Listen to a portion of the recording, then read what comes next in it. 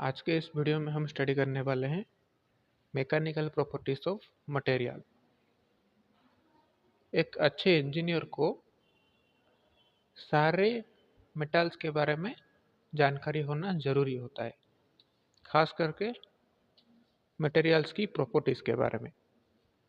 जब एक इंजीनियर एक प्रोडक्ट बनाता है तो उसमें बहुत सारे मटेरियल्स यूज़ होते हैं, तो उन सब का प्रॉपर्टीज़ अलग अलग होता है। तो आज के इस वीडियो में हम प्रॉपर्टीज़ के बारे में स्टडी करेंगे। प्रॉपर्टीज होता क्या है, मैकेनिकल प्रॉपर्टीज होता क्या है। मान के चलो आपके पास एक आयरन मेटल है और एक इलास्टिक रबर है, तो इन दोनों का प्रॉपर्टी अलग अलग होता है। आयरन मेटल को आप जब फोर्स लगा के उसका साइज एंड शेप में चेंजेस लाओगे तो वो फिर से उसका ओरिजिनल साइज एंड शेप नहीं आएगा। जब एक इलास्टिक रबर को आप फोर्स लगा के उसका साइज एंड शेप में चेंजेस लाते हो, जब आप उस फोर्स को रिलीज कर दोगे तो फिर से वो ओरिजिनल शेप में आ जाएगा। Elasticity, plasticity, ductility, malleability, hardness, creep, fatigue, brittleness, ये सब एक मैकेनिकल प्रॉपर्टीज होता है। पहले हम स्टडी करेंगे इलास्टिसिटी के बारे में। इलास्टिसिटी क्या होता है? जब कोई मटेरियल के ऊपर हम फोर्स लगा के लोड अप्लाई करके उसका साइज एंड शेप में चेंजेस लाते हैं, अगर हम फिर से उस लोड को, फोर्स को रिलीज कर देते हैं, छोड़ देते हैं, तो वो मटेरियल जब उसके ओरिजिनल शेप में वापस आता है उसको हम बोलते हैं इलास्टिसिटी। तो इलास्टिसिटी का एग्जांपल होता है इलास्टिक रबर। जब आप एक इलास्टिक रबर को खींच के उसका साइज एंड शेप में चेंजेस लाते हो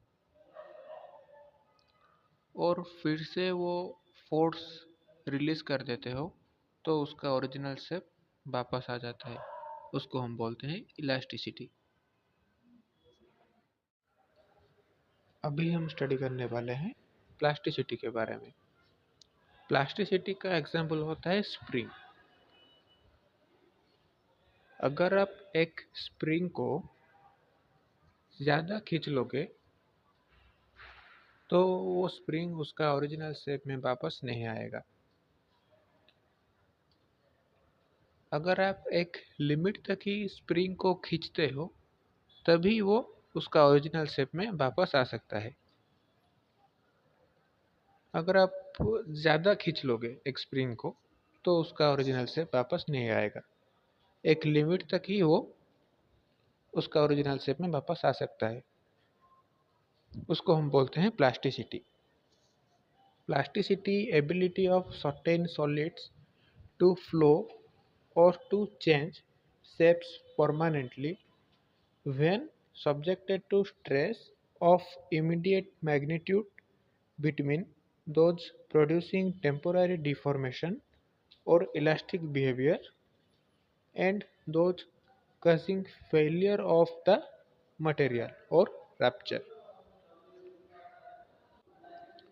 उसको हम बोलते हैं प्लास्टिसिटी। उसके बाद हम समझते हैं डक्टिलिटी के बारे में।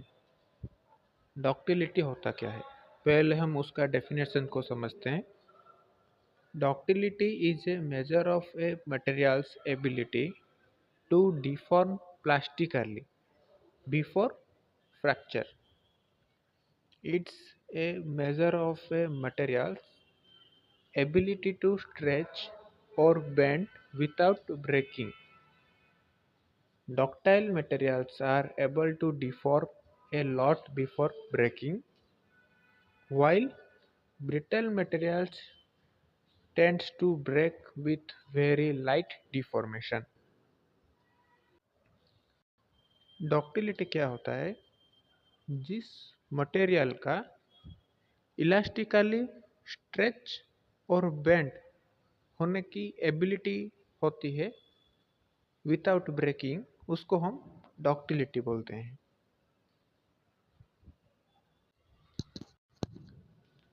अगर आसान भाषा में बोला जाए तो जिस भी मटेरियल को हम खींच के उसका लेंथ को चेंजेस कर सकते हैं उसको हम डक्टिलिटी मटेरियल बोलते हैं। आप एक कॉपर का एग्जांपल ले सकते हो। कॉपर का जो वायर होता है उसको हम इलास्टिकली खींच के उसका लेंथ में चेंजेस लाते हैं विदाउट स्ट्रेच और बेंड, सॉरी, स्ट्रेच और बेंड विदाउट ब्रेकिंग, वो टूटता नहीं है। इसको हम बोलते हैं डक्टिलिटी। अभी हम समझने वाले हैं मालिएबिलिटी के बारे में।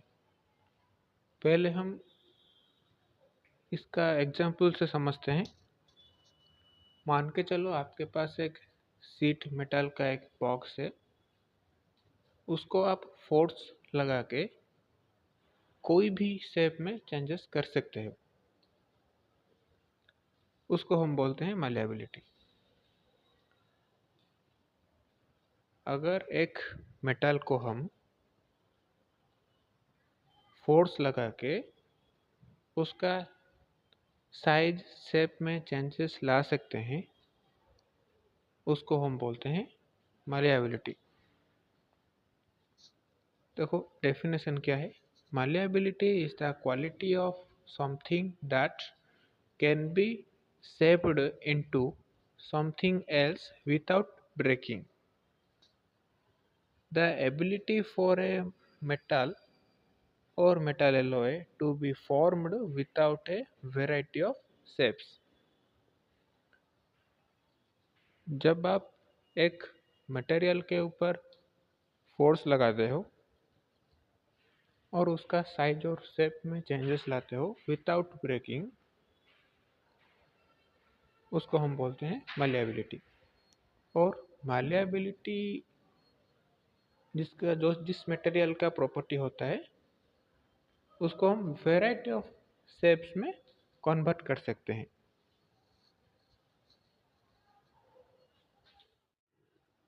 उसके बाद हम स्टडी करते हैं हार्डनेस के बारे में। हार्डनेस क्या होता है?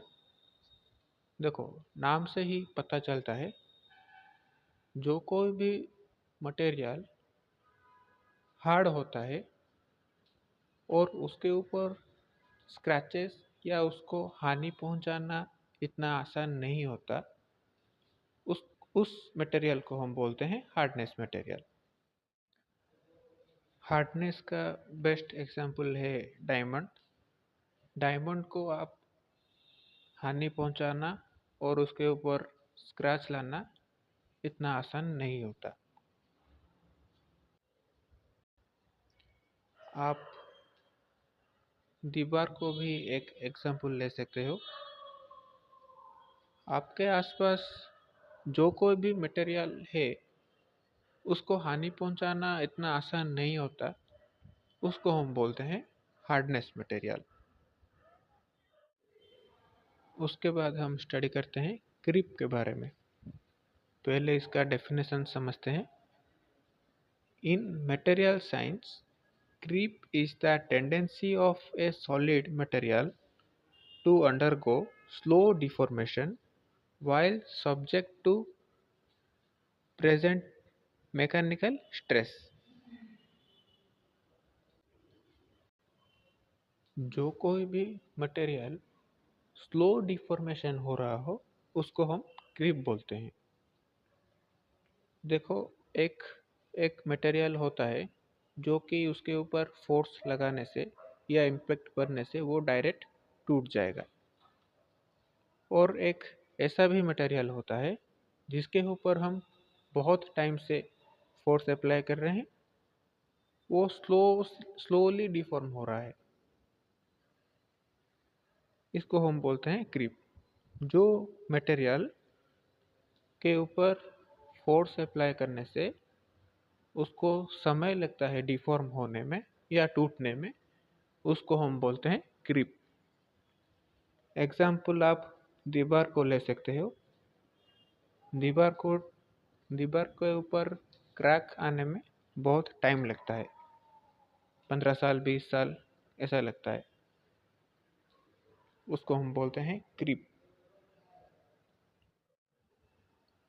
उसके बाद हम समझते हैं फटीग के बारे में।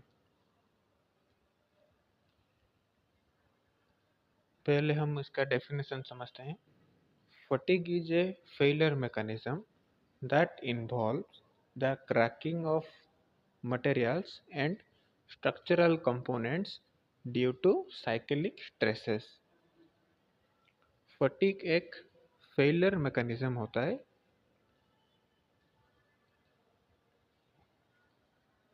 और एक मटेरियल के ऊपर जब बहुत सारा फोर्स अप्लाई होता है तो उसके वजह से वो टूट जाता है, उसको हम फटीग मैकेनिज्म बोलते हैं।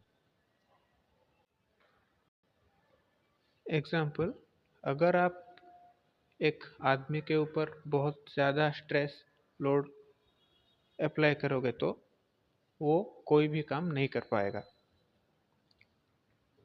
उसको हम बोलते हैं फटीग मैकेनिज्म। अभी हम समझते हैं ब्रिटलनेस के बारे में। ब्रिटलनेस क्या होता है? Lack of ductility is called brittleness. जो कोई भी मेटल में डक्टिलिटी बिल्कुल भी नहीं होता उसको हम ब्रिटलनेस बोलते हैं।